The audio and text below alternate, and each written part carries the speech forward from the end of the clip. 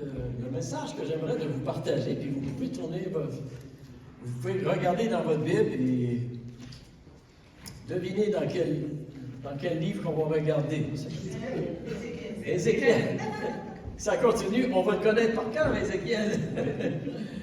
Amen.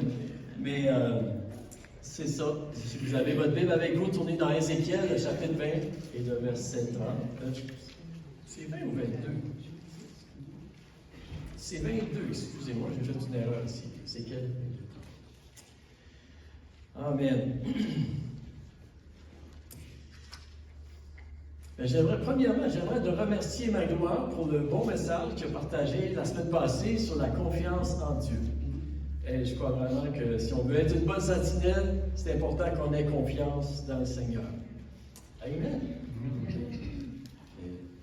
Est-ce qu'on pourrait juste se lever debout? J'aimerais de prier avant qu'on passe. Je veux juste faire sûr que Rayon est bien réveillé. Hein? Tu sais, Rayon, que moi aussi, ça m'arrive souvent. Toi, tu appelles ça le revers, moi, j'appelle ça le snooze. Y a-t-il des gens qui utilisent le snooze ici? Non. Quelques-uns. Amen.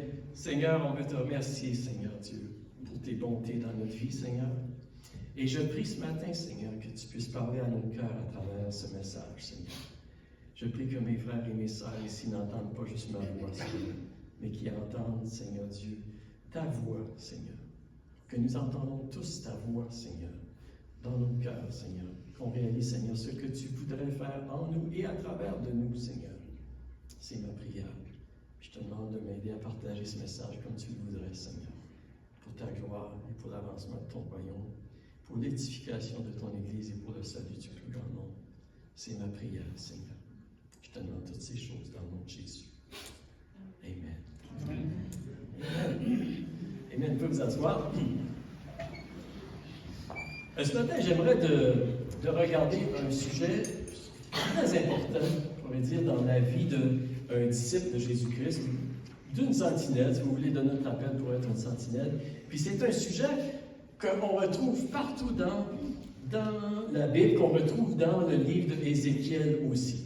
Et je voudrais vous parler ce matin de l'importance et de la puissance de l'intercession. Et je sais qu'on en a déjà parlé dans le passé, mais est-ce que, je me pose la question, est-ce que nous saisissons réellement la puissance et l'importance d'être des intercesseurs, de prier de l'intercession? Le livre d'Ézéchiel, en fait, utilise l'expression « se tenir à la brèche » pour illustrer c'est quoi l'intercession. Qu'est-ce que ça veut dire l'intercession? Et en fait, ce matin, c'est ça que j'aimerais de regarder avec vous. Lors du ralliement des jeunes adultes, on a assisté à une pièce de théâtre. Combien de personnes vous avez vu la pièce ici? Il y en a quand même quelques-uns, c'est ça. Et en fait, c'était un mime, parce qu'il n'y avait pas de parole. Aucune parole. Et le message à travers ce mime soulignait l'importance et la puissance de la prière d'intercession. Puis je peux vous dire que lorsque je l'ai regardé, j'ai vu, waouh, j'aurais pas pu communiquer plus clairement d'une façon imagée vraiment l'importance. Et j'avais en fait demandé ce matin si les jeunes pouvaient nous faire cette pièce-là. Elle n'était pas disponible, mais Dieu voulait peut-être la semaine prochaine. Hein, c'est ça, Jean-Marie? Puis je peux vous dire que c'était vraiment, vraiment bénissant. Mais le texte que je veux voir avec vous, c'est dans Ézéchiel 22-30. C'est bien ça? OK. Si vous avez votre Bible, on va le lire ensemble. Et puis, si vous n'avez pas votre Bible, vous pouvez suivre avec moi, ici, sur l'écran. Ça dit, « Je cherche parmi eux un homme qui élève un mur, qui se tienne à la brèche devant moi en faveur du pays, afin que je ne le détruise pas, mais je n'en trouve point. » OK.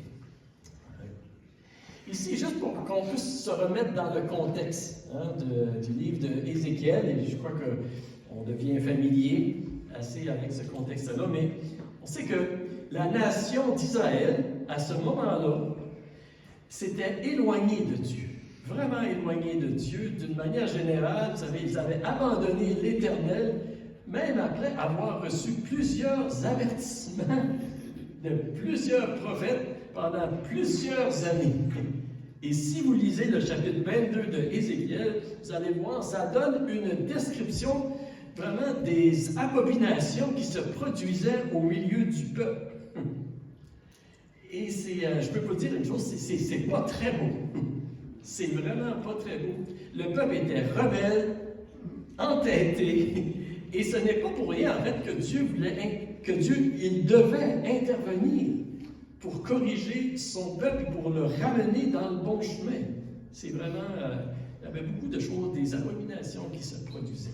Et au verset 30 ici de ce chapitre-là, ça nous dit, et il y a quelqu'un qui a dit, ce verset ici, c'est un des versets les plus tristes dans le livre de Ézéchiel. Parce que Dieu, il recherchait quelqu'un, puis il ne pouvait pas en trouver. Mais ça nous dit, Dieu, il recherchait quelqu'un pour élever ou bâtir un mur de protection pour se tenir à la brèche, pour intercéder en faveur de la nation, et il n'en trouvait pas. Il n'en trouvait pas. Et à ce moment-là, vous savez, à cette époque-là, oui, il y avait des prophètes, il y avait des sacrificateurs, il y avait des chefs, vraiment, au milieu de la nation, mais il n'y en avait aucun, vraiment, aucun qui se tenait à la brèche, on pourrait dire, aucun qui se tenait ferme dans la vérité, qui écoutait la parole de Dieu, qui avertissait, qui prêchait la parole de Dieu. Il n'y en avait pas. C'est comme si il n'y avait personne qui se tenait à la brèche pour retenir, protéger ou combattre contre tout le mal et toute l'influence du péché qui venait dans la nation. Il n'y avait pas personne. Et oui, c'est vrai, vous savez qu'il y avait Ézéchiel. Il y en avait quelques-uns quand même. Il y avait Ézéchiel et quelques prophètes comme Daniel et ses amis, et même Jérémie qui était là, et lui était à Jérusalem. Mais d'une manière générale, parmi les dirigeants, parmi le peuple, il n'y en avait pas. C'est ça que le texte nous dit. Dieu cherchait quelqu'un, et il n'y en avait pas. Tous suivaient les penchants de leur cœur, vraiment les faiblesses de leur cœur. Il y avait la corruption qui grandissait parmi la nation, vraiment. Et la nation était en décadence. Ok, je sais là, vous n'avez pas besoin de dire Amen, là, tu sais. Mais c'était la condition du peuple à ce moment-là. Puis vous savez, est-ce qu'on pourrait dire que c'est aussi la condition de certains pays aujourd'hui, de certaines régions, de manière générale? Donc Dieu, il cherchait quelqu'un pour se tenir à la brèche. Et qu'est-ce que ça veut dire, vraiment? Qu'est-ce que ça veut dire, se tenir à la brèche? Qu'est-ce que Dieu voulait vraiment dire? Je veux voir deux choses avec vous ce matin. La première, c'est ceci. On pourrait dire, se tenir à la brèche, ça veut dire se tenir dans la vérité. Ça veut dire se tenir dans la vérité. Ça veut dire rechercher à vivre, à connaître, à marcher et à proclamer la vérité. On pourrait dire que c'est ceci. Une brèche, vous savez, si on regarde une définition, une brèche, c'est un endroit où il y a une ouverture, une entrée par où un intrus peut passer. Hein, c'est ça, en fait, une brèche, c'est un trou. Il y a des synonymes, une faille, une cassure, une fissure à quelque part, qui permet à quelque chose d'entrer. Hein, c'est ça. Et lorsqu'on lit l'Ancien Testament, on voit plusieurs exemples de brèches qui ont été faites par des ennemis dans les murs d'une ville pour y entrer. On voit ça là, dans plusieurs endroits. Et souvent dans l'Ancien Testament, lorsque une armée venait pour conquérir une ville ou une nation, parfois il faisait un siège autour d'une ville. Et dans la ville, on fermait tous les murs, toutes les portes, pour pas que l'ennemi puisse rentrer. Et parfois, avec le siège, avec le temps, et parfois ça durait longtemps. À un moment donné, il n'y avait plus de nourriture, il n'y avait plus d'eau dans la ville, il y avait besoin des ressources. Et parfois, les gens, ils sortaient où il y avait, les ennemis essayaient de créer une certaine brèche dans les murs pour rentrer, pour conquérir. C'est un peu ça, et on voit ça dans plusieurs textes dans l'Ancien Testament. Mais ici, le texte qu'on lit dans Ézéchiel 22, ça nous parle d'une brèche spirituelle. C'est ça que ça nous parle, Dieu. Ça nous parle. C'est un contexte vraiment spirituel.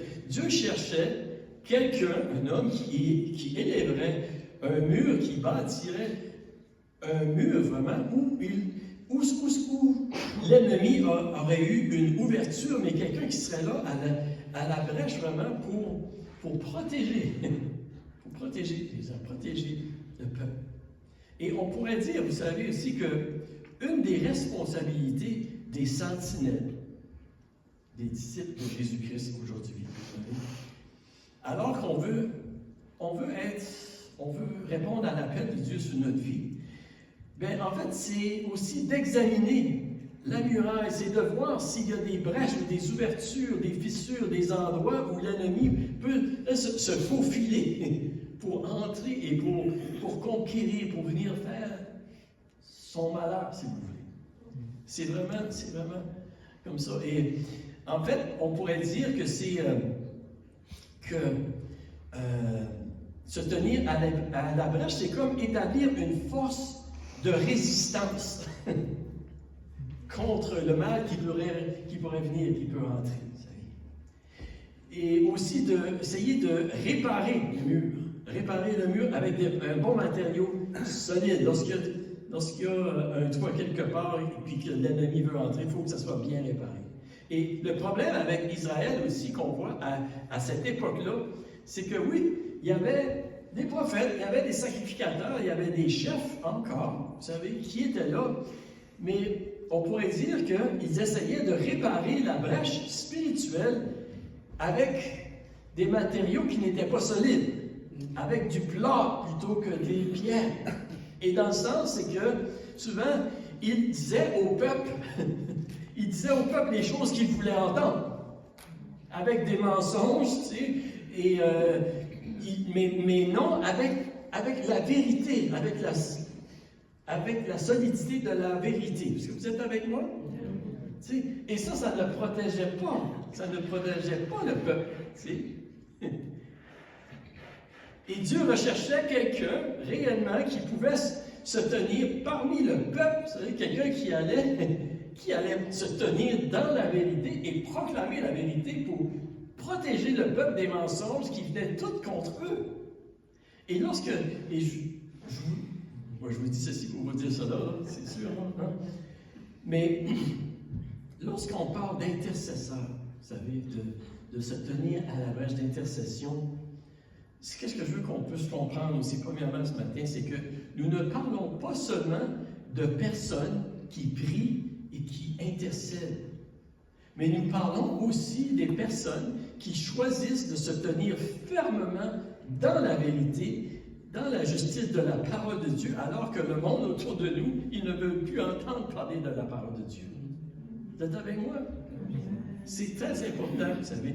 Et on pourrait dire que lorsque Paul, il écrit à Timothée, il écrit une lettre, là, on pourrait dire, il dit à Timothée, tiens-toi à la brèche. Et de la façon qu'il le dit, j'aimerais qu'on puisse le lire ensemble dans 2 Timothée 4, Paul dit à Timothée, je t'en conjure devant Dieu, devant Jésus-Christ, qui doit juger les vivants et les morts, et au nom de son apparition et de son royaume, prêche la parole, insiste en toute occasion, favorable ou non, reprend, censure, exhorte avec toute douceur et en instruisant. Il dit, car il viendra un temps où les hommes ne supporteront pas la saine doctrine, mais ayant la démangeaison d'entendre des choses agréables, ils se donneront une foule de docteurs selon leurs propres désirs, détourneront l'oreille de la vérité et se tourneront vers les fables. Mais toi, sois sobre en toutes choses, supporte les souffrances, fais-le d'un évangéliste, remplis bien ton ministère. Amen. C'est vraiment, on pourrait dire, c'est une exhortation qui donne à Timothée. Tiens-toi ferme dans la vérité. Tiens-toi à la brèche. Et se tenir à la brèche, oui, c'est choisir. C'est choisir de se tenir dans la vérité, de marcher dans la vérité. Et aussi souvent de se mettre dans un endroit où on peut recevoir beaucoup d'opposition, de vent contraire. Hein? De se mettre dans une place vraiment où le voleur voudrait essayer de venir avec ses mensonges, tuer, détruire et séduire. C'est se tenir à la brèche. C'est pour ça que pour se tenir à la brèche, il faut premièrement, oui, il faut écouter la parole de Dieu. Il faut être affermi dans la vérité, dans la parole de Dieu. Et il faut aussi prendre une décision dans notre cœur, par la grâce de Dieu, de marcher dans la vérité. C'est comme ça. C'est comme ça que ça commence, se tenir à la brèche. Et à l'époque d'Ézéchiel, c'est ça. Ça nous dit, il n'y avait personne d'une manière générale qui voulait se tenir dans la vérité, dans la justice, dans la sainteté de Dieu. Personne qui déclarait le péché comme c'était le péché.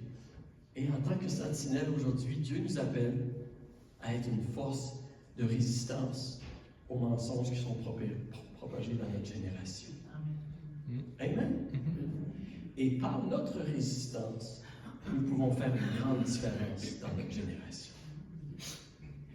Et vous savez, oui, le Seigneur nous dit, je t'établis comme sentinelle, il nous établit. Et quand je pensais à ceci aussi, je pensais, vous savez, en fait, c'est comme ça que ça sortit. C'est dit, que Dieu soit béni et que Dieu soit loué. Parce que nous voyons de plus en plus aujourd'hui des personnes se lever et prendre leur place de sentinelle aujourd'hui, en absorbant la parole de Dieu dans leur cœur et en voulant déclarer avec assurance la parole de Dieu. On le voit aujourd'hui. Est-ce que vous le voyez? Oui. On le voit aujourd'hui, des gens qui veulent résister à la vague qui, dans notre monde, que l'ennemi voudrait inonder dans notre génération. Oui, il y a des gens qui se lèvent, il y en a parmi les jeunes, il y en a parmi les médiums jeunes, puis les moins jeunes. Hein? Mais il y en a, tu sais. Merci, Seigneur. Et que ce soit notre prière, Seigneur, que par ta grâce, Seigneur Dieu, tu fais de nous, Seigneur, des gens qui se tiennent à la brèche, qui se tiennent dans la vérité. Amen. Ça commence. Et qu'est-ce que ça veut dire aussi, se tenir à la brèche? Ça veut dire aussi, vraiment, ça veut dire de se tenir dans la prière d'intercession. Ça veut dire d'intervenir spirituellement dans la prière. Il y a quelqu'un, je l'ai ici, il a donné cette définition-là. Il dit, intercéder signifie intervenir en faveur de quelqu'un auprès d'une personne qui a autorité ou compétence. Dieu a autorité et compétence. Il dit, l'intercession est donc une prière qui n'est pas centrée sur soi, mais sur l'autre, afin d'obtenir pour lui une miséricorde ou une faveur particulière. Et c'est ça, lorsqu'on parle de prière d'intercession, vraiment, c'est de prier pour quelqu'un d'autre. C'est de prier, d'intervenir, de se mettre entre Dieu et cette personne-là, afin que la grâce de Dieu puisse être manifestée dans leur vie. Et on voit ceci, la Bible utilise cette image-là de se tenir à la brèche dans plusieurs endroits, et on le voit particulièrement dans la vie de Moïse. Dans le psaume 106, on lit ceci, le psaume 106 et le verset 3, ça nous dit, « Et il parla de les exterminer, mais Moïse, son élu, se tint à la brèche devant lui pour détourner sa fureur et l'empêcher de les détruire. » Mais Moïse, il s'est tenu à la brèche. Et en fait, si vous voulez lire l'histoire, que ça vous intéresse toute l'histoire, c'est dans l'Exode, le chapitre 32, verset 7 à 14. On ne lira pas tout ce matin, mais c'est vraiment bien. Et l'Éternel, ça nous dit que Dieu avait dit à Moïse, parce que c'est lorsque Moïse était monté sur la montagne, vous savez, puis le peuple en bas, ils ont fait un veau d'or, puis ils ont commencé à adorer des faux dieux, puis d'être idolâtres, tu sais. Puis en fait, Dieu a dit à Moïse, il dit, garde, là, descends, puis va vers ton peuple. Tu sais, là, il n'appelle pas mon peuple, il dit ton peuple, Moïse. C'est le peuple que Dieu a fait sortir d'Égypte. Hein, il s'est corrompu. Hein. Ils se sont promptement écartés de la voie que Dieu avait prescrite. Ils se sont fait un veau en faux en fonte. Tu sais. Puis l'Éternel dit à Moïse, c'est un peuple au cou raide. Tu sais. Et finalement, ça nous dit dans cette histoire-là, ça dit, Moïse implora l'Éternel son Dieu. Hein? Moïse a intercédé, il a prié. Pourquoi, ô Éternel, ta colère s'enflammera-t-il contre ton peuple? Hein? Il lui dit, souviens-toi d'Abraham, souviens-toi de tes promesses. Et vous pouvez lire le texte au complet. Et ça nous dit finalement, au verset 14, ça dit, et l'Éternel se repentit du mal qu'il avait déclaré vouloir faire à son peuple. Moïse, il a intercédé. En fait, Dieu avait plusieurs bonnes raisons, et justes raisons pour exterminer le peuple qui avait un cou raide, qui était ingrat, qui était rebelle, qui était idolâtre, qui se plaignait tout le temps. Hein? De la manne, toujours de la manne. On veut de la viande. Voilà, la patience, on pourrait dire, la patience de Dieu était rendue à sa limite. T'sais.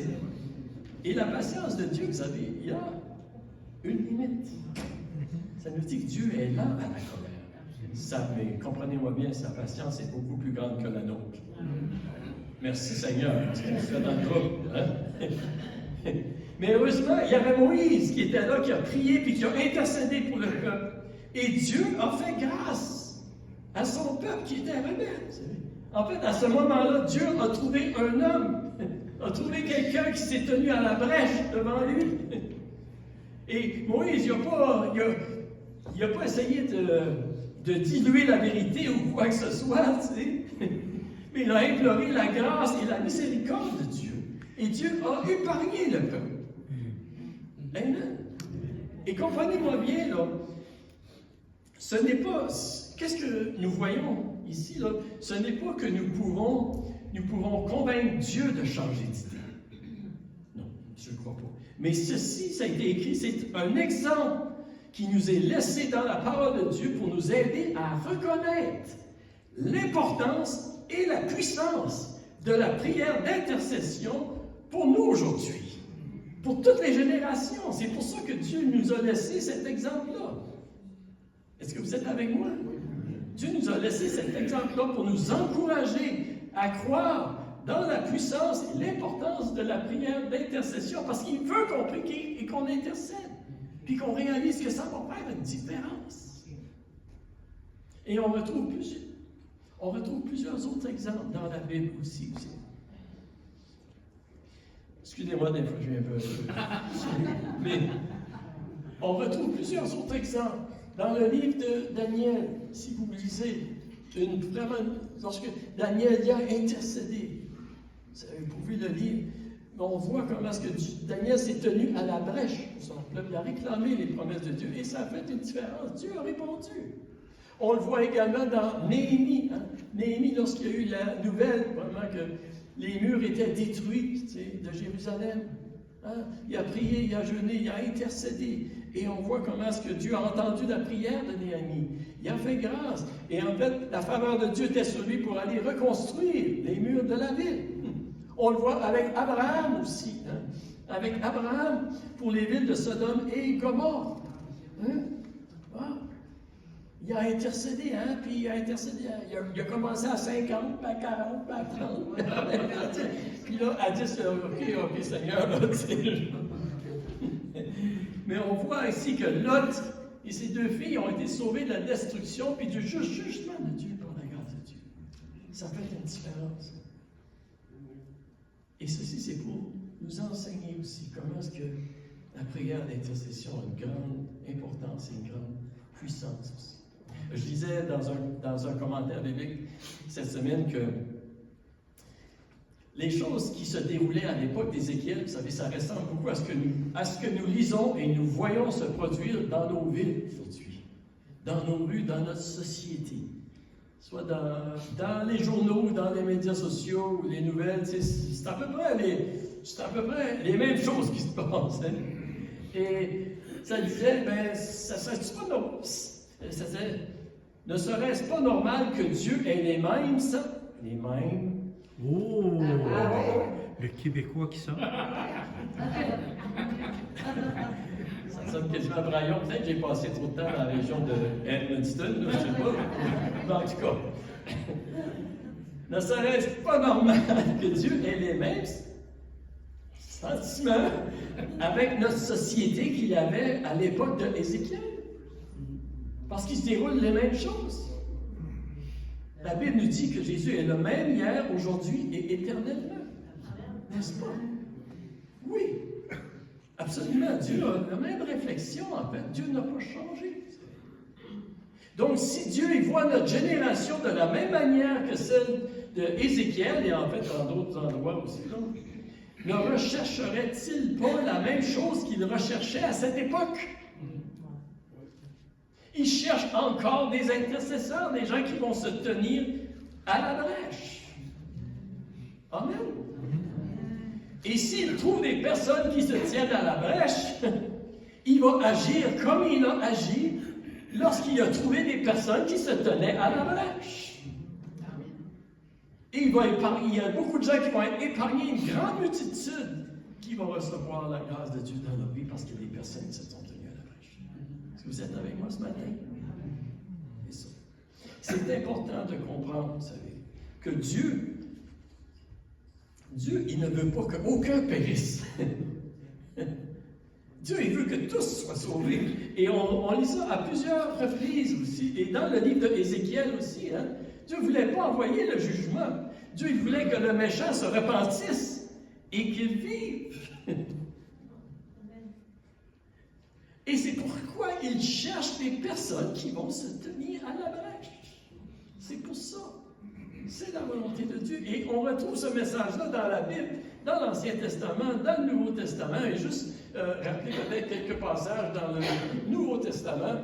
Dans 2 Pierre 3,9, ça dit « Le Seigneur ne tarde pas l'accomplissement de la promesse, comme quelques-uns le croient, mais il use de patience envers vous, ne voulant pas qu'aucun périsse, mais voulant que tous arrivent à la repentance. » C'est le cœur de Dieu. Et dans Timothée aussi, 1 Timothée, ça dit « Cela est bon, agréable devant Dieu notre Sauveur, qui veut que tous les hommes soient sauvés et parviennent à la connaissance de la vérité. Car il y a un seul Dieu aussi, un seul médiateur entre Dieu et les hommes, Jésus-Christ homme, qui s'est donné lui-même en rançon pour tous. » Amen. Amen.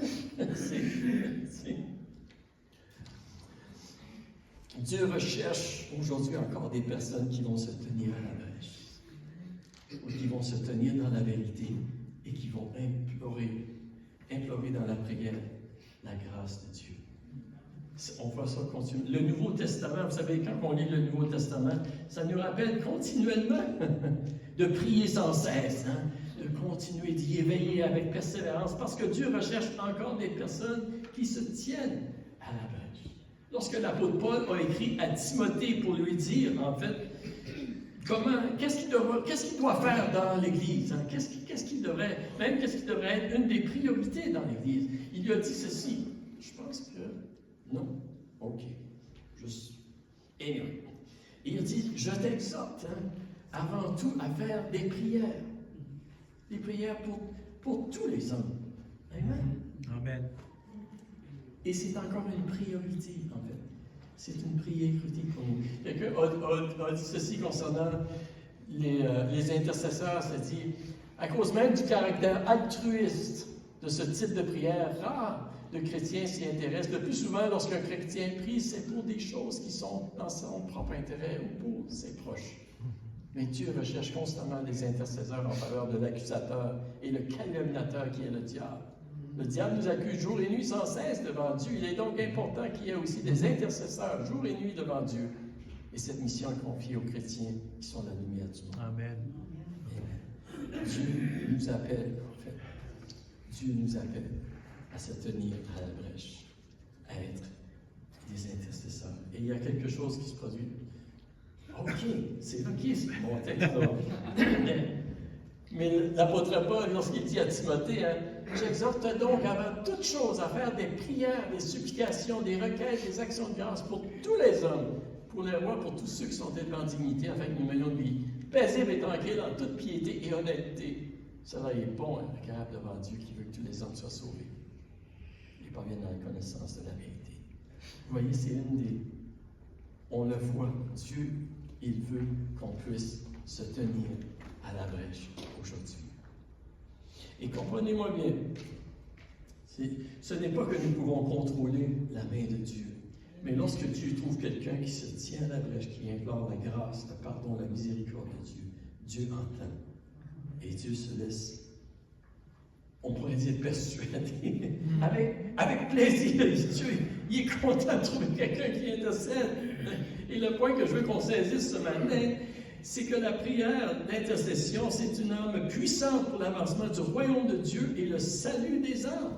C'est aussi une arme puissante pour l'accomplissement de la volonté de Dieu dans nos vies.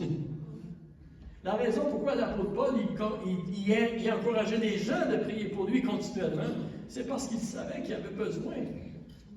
Il avait besoin que des gens se tiennent à la brèche pour lui, vraiment, afin que la volonté de Dieu puisse être accomplie dans sa vie. Et la Bible nous dit que la prière fervente du juste a une grande efficacité. Amen. Et Jésus nous appelle. Aujourd'hui, vous savez, on va dire, Jésus, c'est notre intercesseur, c'est notre grand intercesseur. Vraiment, absolument. Puis, nous avons tous besoin d'un intercesseur. Jésus, il a intercédé pour nous, et la Bible nous dit ceci, je crois. C'est ça. OK, bon, je vais aller un matin dans mes choses, là, mais j'espère que vous n'êtes pas bien. C'est la prière d'intercession, une prière faite pour les autres, nous permettant d'exprimer notre amour et notre compassion tout en demandant l'aide de Dieu pour ceux qui en ont besoin. C'est pas moi, c'est des citations que j'ai trouvées, c'est pas moi qui ai inventé ça. Mais ça nous montre comment est-ce que la prière d'intercession, c'est un moyen aussi d'exprimer notre amour. Amen. Et notre compassion pour les gens autour de nous. Et simplement ce matin, le point que je veux qu'on puisse saisir, c'est que Dieu nous appelle. Il nous appelle à cette vie. Et ça fait une différence. Ça fait une différence. Ça fait une grande différence. Et j'aimerais juste terminer en vous racontant une histoire. Une histoire que je vous ai déjà racontée plusieurs longtemps passé. C'est pas une histoire de Chibougamau, là. Mais je trouvais que c'était vraiment pertinent. En fait, c'est l'histoire d'une... OK. Aïe, aïe, aïe. C'est l'histoire de cette dame ici. C'était quand même une dame qui avait été mariée avec son mari pendant plusieurs années. Puis la dame, elle a été chrétienne. Et son mari n'était pas croyant. Et pendant des années, cette dame-là, elle a prié que son mari vienne à connaître le Seigneur, puis qu'il soit sauvé. Et un jour, son mari, il y a eu un accident d'auto, puis il est décédé. Puis cette dame-là était vraiment triste. Elle était désolée. J'ai prié toute ma vie, pour mon mari. Puis il n'a jamais connu le Seigneur. Et un jour, cette dame-là, elle avait un problème avec sa voiture. Et elle a été obligée d'embarquer avec quelqu'un d'autre. Et il y a quelqu'un qui l'a embarqué. Et puis elle a commencé à jaser avec. Et cette personne-là qui l'a embarqué, il lui dit, il était en train de jaser, puis tout ça, puis il était en train de rencontrer à cette dame-là, sais-tu, il dit, c'est arrivé un certain temps, j'ai embarqué quelqu'un justement qui avait eu des difficultés avec sa voiture, puis ça, puis, ouais. Puis finalement, il est en train de lui dire, puis la dame lui demande quand c'était, à quel moment, puis tout ça, tu sais. Puis il est en train de lui dire une certaine journée, puis tout ça. Puis là, la dame, elle lui demande de lui décrire un peu qui ce qui était, tu sais, à quoi il ressemblait cet homme-là, puis tout ça. Puis là, il dit, quelle journée c'était? Puis elle dit, telle journée. Et c'est monsieur-là qui conduisait est en train de dire, oui, puis il dit, en plus que ça, il dit, j'ai eu l'opportunité de lui parler du Seigneur, puis il a accepté le Seigneur. Wow! Il a accepté le Seigneur avec moi. Puis c'était vraiment une belle expérience. C'était vraiment. Puis là, la dame qui était là, elle se met à pleurer. Elle se met à pleurer. Savez-vous pourquoi elle se met à pleurer? C'était son mari. C'était son mari. Il a juste accepté le Seigneur avant d'avoir cet accident-là. Cette dame-là a dit. En fait, l'histoire nous dit que c'est sûr qu'elle était très contente, puis en même temps, elle s'est comme repentie un peu parce qu'elle avait comme de l'amertume contre Dieu. Tout ça, Seigneur. Mais le Seigneur il a entendu sa prière. Il a intercédé pour son mari. Et ça nous montre aussi, vous savez, l'importance de continuer à prier, d'intercéder. Vous savez, je pensais, vous savez, le brigand qui était à la droite de Jésus lorsque Jésus a été crucifié, ou à la droite ou à la gauche, je ne me souviens pas, là, mais en tout cas, il y en a un là, qui a dit, Seigneur, souviens-toi de moi, Seigneur. Lorsque tu viendras dans ton règne. Puis Jésus a dit, aujourd'hui, tu seras avec moi dans le paradis. C'est pas dans la Bible, là, mais je me demande si ce brigand-là, s'il n'y avait pas là, des parents ou quelqu'un qui a prié, qui puisse vraiment connaître la grâce de Dieu dans sa vie. Je me demande. Ça ne me surprendrait pas. Ça ne me surprendrait pas. Et je vous dis ça, c'est pour vous dire de ne pas vous décourager. On ne se décourage pas. Et qu'on continue de prier parce qu'il y a la puissance dans la prière d'intercession pour ceux que l'on aime. Amen. On voit dans la parole de Dieu, puis je crois que le Seigneur veut nous montrer vraiment qu'on peut saisir cette importance-là.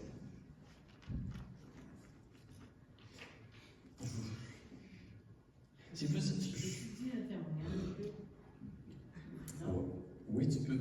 Mais juste avant, parce que je pense que je vois le. Tu sais, comme ce matin, là, Raphaël est ici. Avec Valérie, avec Nathaniel. Je me souviens plusieurs années passées, Nicole. Je me souviens comment est-ce que tu te tenais à la brèche pour Raphaël, puis en fait, tu nous encourageais tout le monde ici à prier, à se tenir à la brèche. C'était pas facile. Il y a eu des temps. Mais merci Seigneur. Et je crois vraiment que le Seigneur, c'est ce qu'il veut faire encore aujourd'hui. On va voir la gloire de Dieu manifestée. On a tous des gens qu'on aime, qu'on veut voir bien au Seigneur. On va continuer d'intercéder pour voir bien au Seigneur. Amen. C'est correct, France. Non, mais ça sera une autre fois. C'est correct, France. Je pourrais le dire, mais c'est pas vraiment. Je viens de réaliser que c'est pas vraiment correct. OK. Merci. Est-ce qu'on peut se lever pour ensemble ce matin?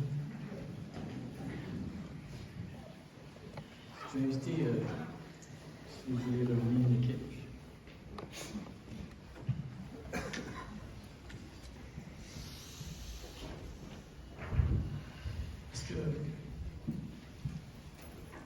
Est-ce que vous voulez dire avec moi, Seigneur, fais de moi, Seigneur, un homme, une femme qui se tient à la brèche, Seigneur.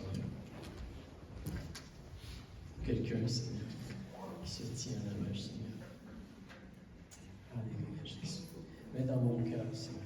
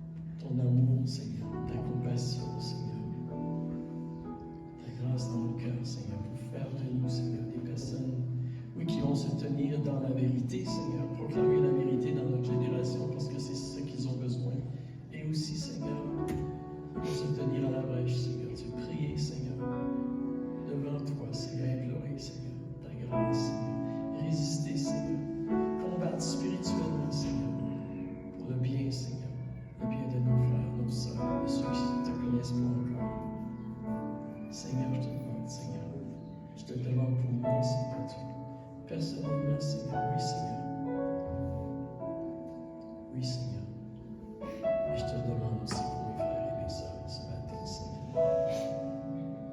Aide-nous, révèle-nous la puissance de la prière dans le nom de Jésus lorsque nous venons à toi, Seigneur. Révèle-nous, Seigneur. Saisis nos cœurs encore une fois, Seigneur. Et remplis-nous d'amour, Seigneur. Remplis-nous d'amour, Seigneur. Tous ceux qui te connaissent pas encore, Seigneur, prière. Merci, Seigneur. Merci, Seigneur. Nous voici, Seigneur. Nous voici, Seigneur.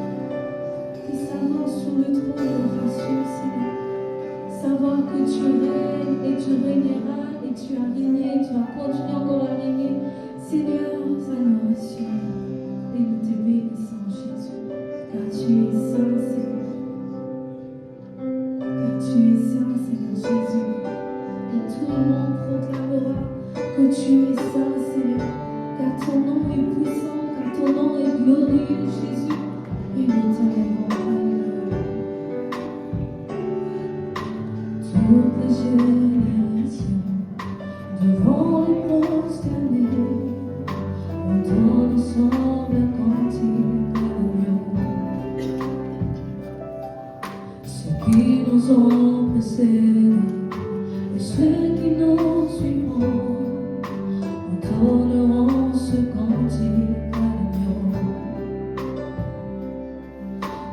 toi.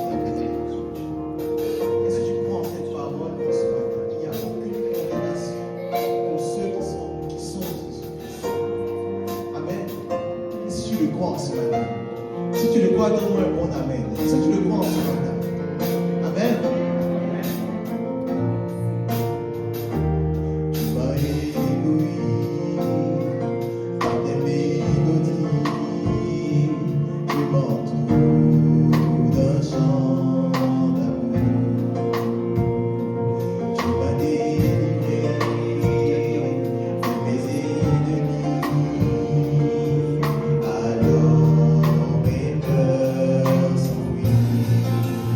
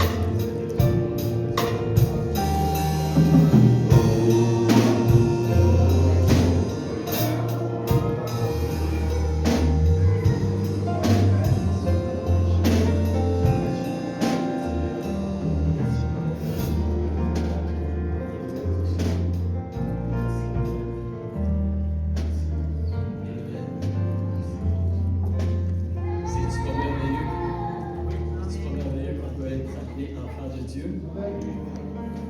Oui, il pense que c'est merveilleux. Oui, c'est merveilleux. C'est merveilleux. La Bible dit, dans Jean le chapitre 1, ça dit, mais à tous ceux qui l'ont reçu, à ceux qui croient en son nom, elle a donné le pouvoir de devenir enfants de Dieu. Lesquels sont les noms du sang, ni de la volonté de la chair, ni de la volonté de l'homme, mais de Dieu. Oui, nous sommes des enfants de Dieu. Nous sommes des enfants de Dieu à cause de ce que Jésus a fait à la croix pour nous. Son corps qui a été brisé, son sang qui a coulé pour nous. Et le Seigneur nous appelle à se rappeler toujours ce sacrifice qu'il a fait pour nous et qui fait de nous des enfants de Dieu. Et oui, on n'est plus des esclaves. On n'a pas besoin d'être esclaves de la mort parce que nous sommes enfants de Dieu. Parce que nous sommes rachetés, nous sommes sauvés, nous sommes pardonnés. Et le Seigneur voudrait qu'on puisse avoir cette assurance-là dans notre cœur. Et Jésus a dit dans Matthieu 26, il dit ici, ça nous dit, pendant qu'il mangeait, Jésus prit du pain et après avoir rendu grâce, il le rompit et le donna aux disciples en disant, prenez, mangez, ceci est mon corps. Il prit ensuite une coupe, et après avoir rendu grâce, il la leur donna en disant, buvez-en tous, car ceci est mon sang, le sang de l'Alliance, qui est répandu pour plusieurs pour la rémission des péchés. Et ce matin, on peut venir devant le Seigneur avec une pleine confiance que par son sang précieux, nos péchés sont pardonnés. Amen. Jésus a payé le prix pour nous. Et un jour, oui, on va chanter un cantique à l'agneau, comme on a chanté tout à l'heure, avec les générations précédentes et avec les générations à venir, si Jésus tarde. Nous allons tous être là pour rendre gloire à l'agneau de Dieu qui a donné sa vie pour nous, qui nous a rachetés. Et même, on va danser sur des rues pavées d'or. Imaginez-vous. Imaginez Laura, comment elle va danser. C'est vraiment merveilleux. C'est vraiment merveilleux. Amen. Ça fait que ce matin, oui,